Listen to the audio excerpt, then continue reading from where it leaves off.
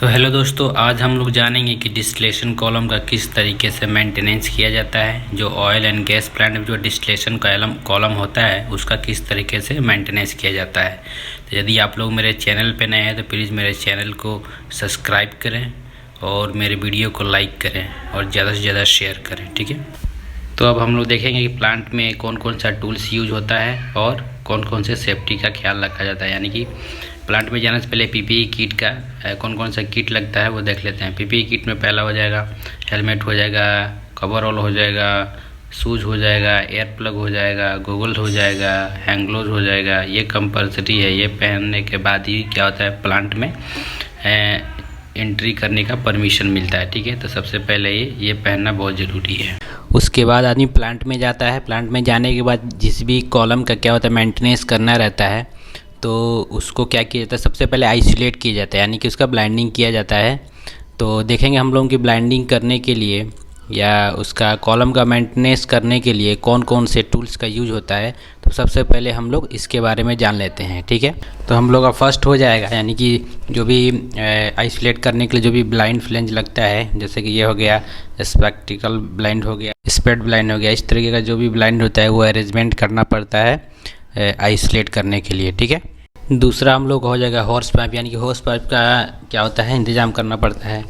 उसके बाद लाइट का अरेंजमेंट करना पड़ेगा इस पर वर्क के हिसाब से। और उसके बाद एग्जॉस्ट फैन का इंतज़ाम करना पड़ेगा, क्योंकि जो भी उसमें टॉक्सिक गैसेस होती हैं इसको निकालने के लिए एग्जॉस्ट फैन का यूज किया जाता है। अगर इतना सब प्रिपरेशन रेडी है तब आप ब्लाइंडिंग शुरू कर सकते हैं। ब्लाइंड लिस्ट के आधार पर ब्लाइंडिंग करते समय एक चीज़ का ध्यान रहे कि फाइनल ब्लाइंडिंग करने से पहले वेज ओपनिंग देना होता है, यानी ब्लाइंड और नोजल के बीच में थोड़ा सा गैप देना होता है, ताकि स्टीमिंग करते समय स्टीम के साथ जो भी हार्मफुल गैसेज होती हैं वह बाहर निकल सकें, ठीक है। और उसके बाद जैसे ही हमारा स्टीमिंग कंप्लीट होता है देन हम फाइनली ब्लाइंडिंग कॉलम का कर देते हैं। इतना सब कुछ करने के बाद हमारा सबसे पहला और इम्पोर्टेंट काम कंप्लीट होता है, और इसके बाद नेक्स्ट टारगेट जो होता है हम लोगों का मैनवे ओपनिंग करने का, ठीक है। तो कॉलम के जितने भी मैनवे होते हैं इंक्लूडिंग स्कर्ट मैनवे सबको ओपन करते हैं। और एक चीज़ का ध्यान रखना होता है, जितना भी आप नट बोल्ट खोलते हैं उसको प्रॉपर किसी बिन या डब्बे वगैरह में प्रॉपर तरीके से उसको क्लीन करके और उसमें वायर ब्रश से क्लीन करके उसमें मोलीकोट लगा के रखें। जो मोलीकोट होता है वो एक एंटी सीजिंग कंपाउंड होता है, जो नट बोल्ट जितना भी होता है उसमें लगाया जाता है, ठीक है, क्लीन करके। मैनवे ओपनिंग के बाद जो स्टेप हम लोगों का होता है वो होता है एंट्री का।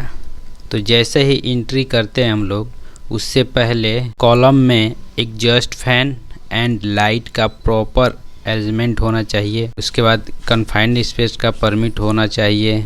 देन गैस टेस्ट बहुत ज़रूरी है, गैस टेस्ट होना चाहिए ताकि पता चले कि इसमें ऑक्सीजन का लेवल क्या है, कितना परसेंटेज ऑक्सीजन है, हाइड्रोकार्बन कितना है। इसके अलावा कोई पेरिफेरिक मटेरियल तो नहीं है। एक स्टैंड बाई पर्सन वहाँ होना चाहिए जो अंदर जाने आने वाले आदमी का लॉग शीट में नाम एंट्री कर सके, प्रॉपर कम्युनिकेशन बनाए रखे। इतना सब प्रिपरेशन रेडी है तो हम कॉलम के अंदर एंट्री कर सकते हैं। एक चीज़ का ध्यान दीजिएगा, यदि कॉलम के अंदर टेम्परेचर ज़्यादा है तो एसी वगैरह का अरेंजमेंट कर लेना चाहिए। और जो भी लाइट हो वह 20 वोल्ट एलईडी या फ्लेम प्रूफ हैंड लैम्प होना चाहिए।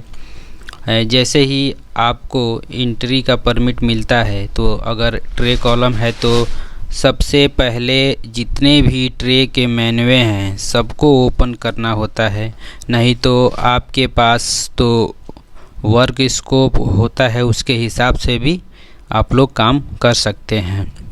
ट्रे का मैनुअल ओपन करने के बाद एक बार इंस्पेक्शन टीम को प्री इंस्पेक्शन के लिए ऑफ़र करते हैं कि वो एक बार जाके चेक करे कि क्या क्या आपको कॉलम के अंदर क्लीन करना है। वो पूरा पॉइंट नोट डाउन करते हैं कि कोई ट्रे ख़राब तो नहीं है या फिर बेंड तो नहीं है। इस तरीके की चीज़ें वह सब कुछ पॉइंट मार्क करते हैं। प्री इंस्पेक्शन जैसे ही ख़त्म होता है तो हम लोग शुरू कर सकते हैं अपना काम करना। सबसे पहले जो आपको इंटरनल को रिमूव करने का परमिशन है तो सारे इंटरनल जैसे कि tray component, demister pad, structure packing, random packing, distributor, steam coil या फिर जितने भी इंटरनल स्ट्रक्चर होते हैं सबको रिमूव करना होता है। एक बात का ध्यान देना है कि जो इंटरनल रिमूव करते हैं उसको परमानेंट मार्कर से मार्क करके रखें ताकि दोबारा असेंबली करते समय आसानी रहे। इंटरनल्स को रिमूव करने के बाद हमारा नेक्स्ट स्टेप होता है कॉलम के अंदर और ज़रूरत हो तो बाहर भी स्कॉप होल्डिंग का अरेंजमेंट यानी कि इरेक्शन करवाना ताकि जो भी इंस्पेक्शन प्रोसेस हो उसे कंप्लीट किया जा सके।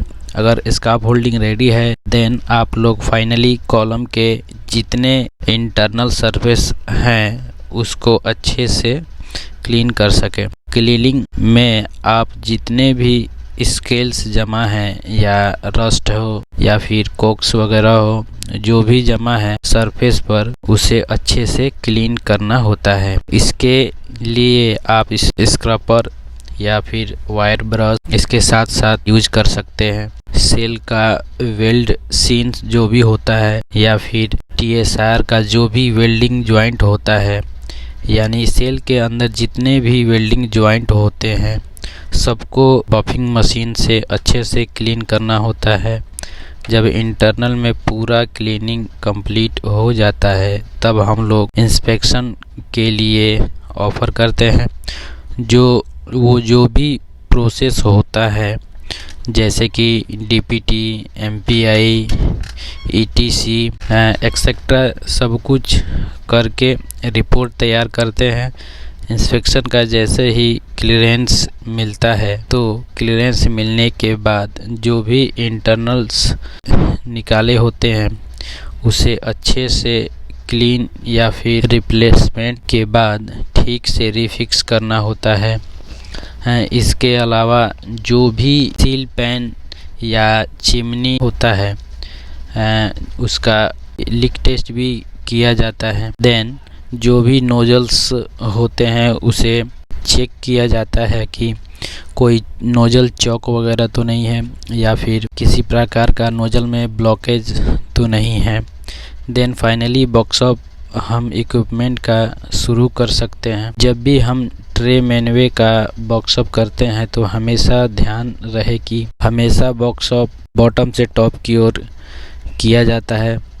देन फाइनली कॉलम मैनुअल का वर्कशॉप करते हैं। कॉलम मैनुअल का वर्कशॉप करते टाइम वहाँ पर ऑपरेटर या फिर मेंटेनेंस का कोई भी स्टैंड बाई पर्सन होना चाहिए जो फाइनली गास्केट को वेरीफाई करे, उसका रेटिंग चेक कर ले। उसके बाद जो भी हमने ब्लाइंडिंग किया था नोजल का सबको डी ब्लाइंड कर दिया जाता है। तो इस तरीके से कॉलम का मेंटेनेंस कंप्लीट होता है। तो यदि आप मेरे चैनल पर नए हैं तो प्लीज़ मेरे चैनल को सब्सक्राइब करें, मेरे वीडियो को लाइक करें और ज़्यादा से ज़्यादा शेयर करें। तो आज के लिए इतना ही। जय हिंद।